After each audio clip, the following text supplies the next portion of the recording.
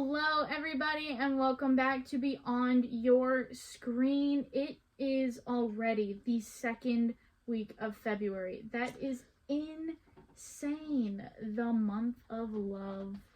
And speaking of love, we're going to be talking today about 5 characters who weren't loved enough on their television shows.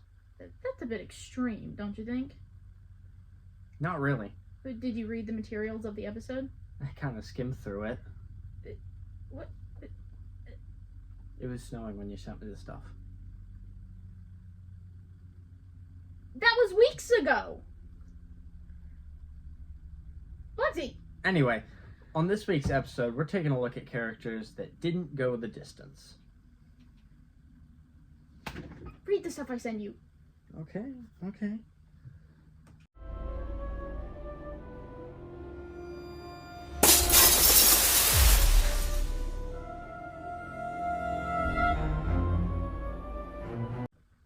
Alright, ladies and gentlemen, so today's episode, as we've previously discussed, is about television show characters that pretty much disappeared with little to no explanation as to why they were cut from the show. So, we have 5 television show characters listed below, and we have ranked them from essentially the people with the least amount of appearances before being dropped from the show, all the way down to the person with the most appearances before being dropped from their television show, respectively. Alrighty, and starting off with the least, we have Bud Bronski, Wings. He had about 8 episodes on the show in season 7, and there were a few reasons for his disappearance. I mean, there were no real reasons other than the fact that he just couldn't fill the shoes of Lowell Mather, who was everybody's favorite mechanic. He was quirky and weird, and everybody loved him. And it just wasn't Brian Haley's fault that he just could not live up to the standards that were set. By Thomas Hayden Church, the previous actor who played the mechanic there, Lowell Mather. Now, I don't think it wasn't anybody's fault, really. I feel like his ultimate downfall, this is my personal opinion, was his desire to fit in. If you've ever seen the show, all of the main characters, Roy, Faye, Brian, Joe, Helen, Casey, Alex is not really weird, so we'll leave her off. She's actually the more normal of everybody. Other than the fact that she's kind of a macho, woman. Militant, kind of a bit annoying kind of a person. But everybody else is really weird, really quirky, really It's just neurotic. Sort of forced humor to show that he's quirky. Yeah, so his desire to fit in instead of just embracing his own oddities, I personally feel like that's why the character was killed. Ultimately cut from the show. Yeah, especially the scene where he's practicing how to say hi and how to be nonchalant at the Christmas party. You are a likable guy. You are a handsome man. You are the life of the party. Bye. Bye! Bye! Bye!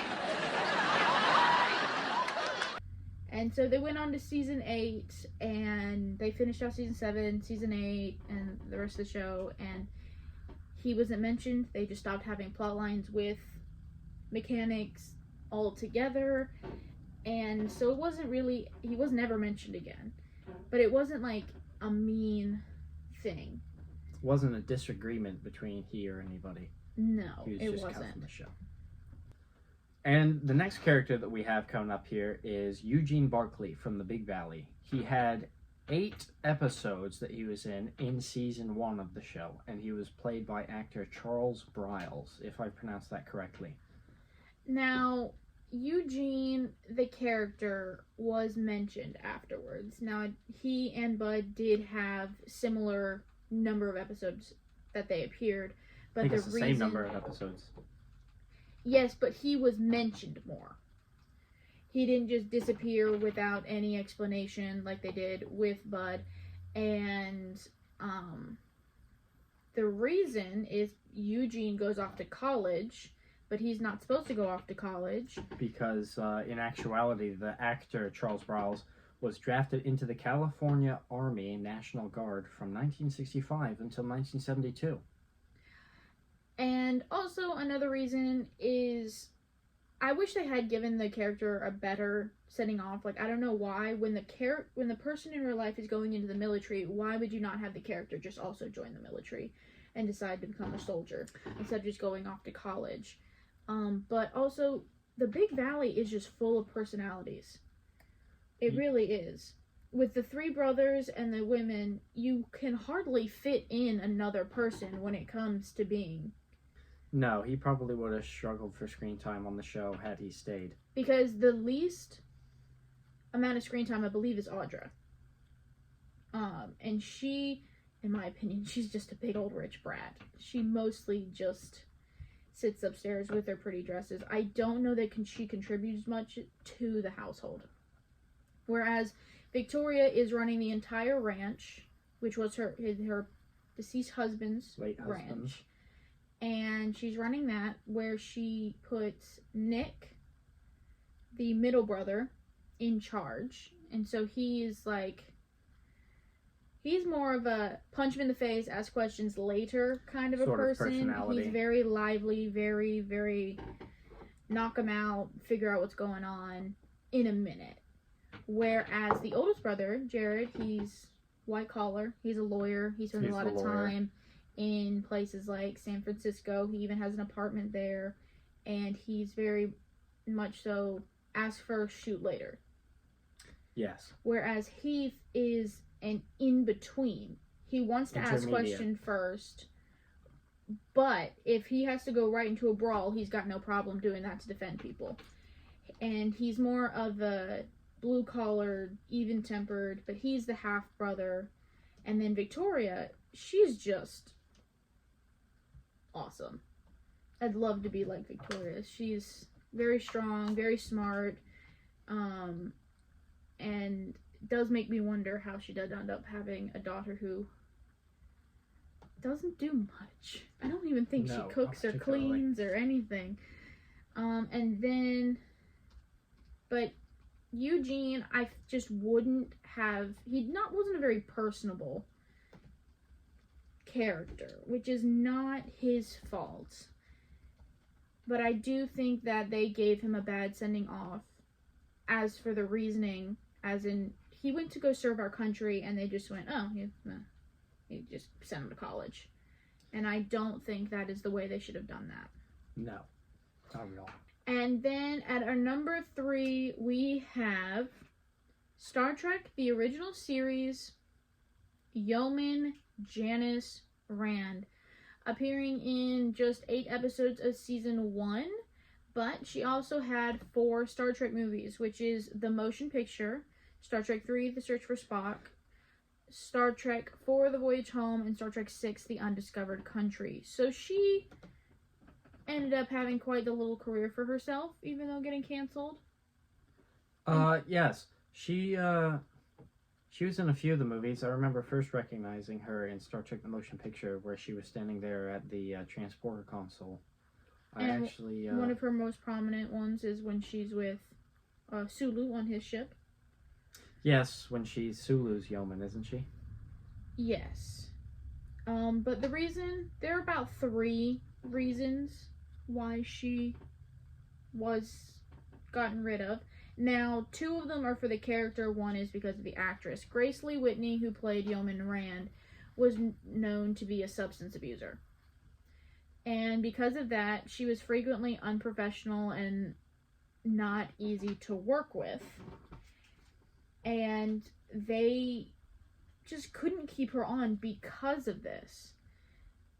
But the reason they got rid of the character is because the position of a yeoman wasn't deemed overly necessary for multiple episodes. You didn't need a consistent yeoman. You could just chuck some random person into extra in there. Yeah, so you didn't need a character to be the steady yeoman. It wasn't really necessary, especially when they're like the technology of the 23rd century. You don't really need them to transport not particularly. Stuff. You just really need them to go get Kirk his coffee. And then she was sort of supposed to be a love interest for Captain Kirk, but in actuality, his true love is the Enterprise herself. If you've ever watched a single episode or movie of Star Trek with Shatner, you will definitely see that his love is first and true and only love is really the Enterprise. The Enterprise. Always. And so bringing in Yeoman Rand as a love interest, it didn't make sense. For one, you cannot be dating your captain, so that just wouldn't have worked. Two, he was known for being quite the ladies' man, and that's just not going to work if you have a steady girlfriend. No. So you cannot have him hopping from planet to planet, wooing and flipping his hair if back up on the ship. Yeah, it's sort of like the concept of James Bond having a steady wife or girlfriend. Yes, well, more or less. James Bond is a spy, so it's a little different. For King and Country, it's more acceptable, but yeah, so she was just cut from the show. But thankfully, I'm glad they brought her back for the movies, because she was part of the original group, and instead of just putting in some random character, they brought back both the character and the actress. Actress, the lady. And then at number 4, from the TV show Happy Days, we have the character of Chuck Cunningham. His run on the show was through seasons 1 and 2, and overall the character had 21 episodes. He was played by 2 different actors, Gavin O'Herlihy and Randolph Roberts. Now, Randolph Roberts was the second actor, and he came in with the majority of the episodes with 11. He didn't end up having a lot of screen time because Richie was going more towards the Fonz, because the Fonz was growing in popularity, and he was becoming more of that big brother role, I'm going to give you advice. So the character, that's when he got written out. But we do see Randolph Roberts, and a few things like Logan's Run and Gunsmoke. Gunsmoke, yes. Whereas Gavin O'Herlihy had a much bigger career. So he was in Superman 2 and 3, where he played Lana Lang. He played Lana Lang? I'm sorry, he played Brad, who annoys Lana Lang. I'm sorry. Yes, her annoying admirer. And then, he had a much bigger career because he ended up becoming very good friends with Ron Howard. One of the most famous directors in Hollywood today. But the reason he left the show kind of was half left due to lack of screen time. Yeah, he did. And he wanted more. And then he's in Willow. And he was Eric. Eric. No. Eric. Say it with me. Eric. You're not even trying. And then he was in Star Trek Voyager. As... You got it? No, try it. Go for it. Marge Javin. Is that right? No. Mage. He played Mage Javin, a Kazon. I think season 1, when we really are focused on the Kazon. But you're not a huge Voyager fan, so you're not going to know much about that. But he had quite the career after this. I love Willow. It was a movie I grew up watching. We grew up watching. It's just not his...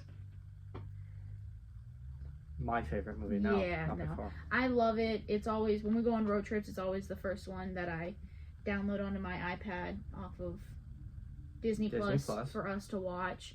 And the boys are like, no, not this again. Which I don't know why you would argue. With the amount of bloodshed and fights and explosions, I think you guys would like that movie a lot more. No, you think just because, Val Kilmer's in it killing people is going to be a good movie. That makes it How'd that work for Batman Forever? He didn't kill anybody in Batman Forever. Yeah, he did. Who? He killed Two-Face. And then he mentally screwed up the Riddler. Well, this is a much better movie with a lot more cooler killings, so. Yeah, so he is actually the namesake of, when you get written out of a show, randomly or not randomly, without hardly any explanation, it is called the Chuck Cunningham effect. Because essentially this character was written out twice. Because they weren't 100% sure if they were going to replace him. Then they did. Then they ended up regretting it. Because why would you replace someone just to write him out 11 episodes later? Yeah. And then we've got the big one. The huge, ginormous, what the heck were they thinking write out? Judy Winslow. I'm doing it. No, I'm doing it. I'm doing it. This is the big one. Doing the I big get one. to do it. No. I get to do Who the big one. said you get to do it? I did, just now. Oh, really? Huh? Well, Yeah, I guess what are you going to do? I'm going to rewrite the script. How about that? Oh, yeah? I'd like to see what happens here.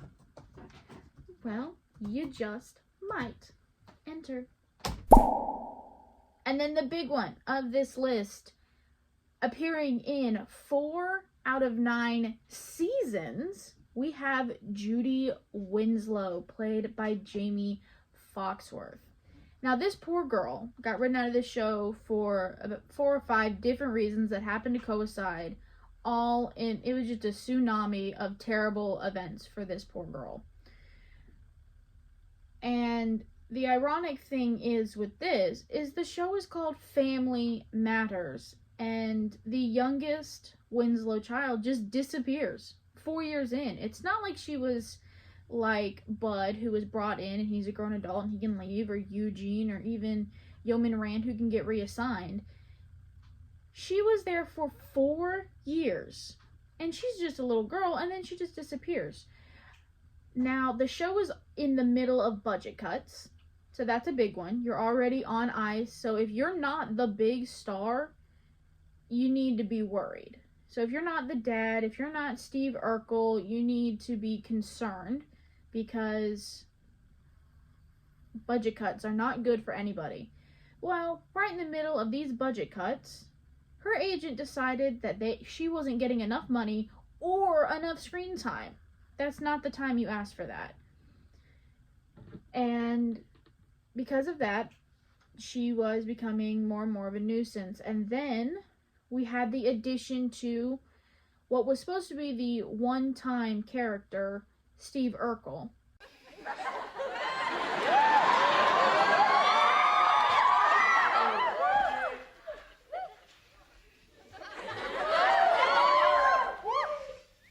And then later, Cousin Richie, little tiny adorable Cousin Richie, who was merely a toddler when he was brought on.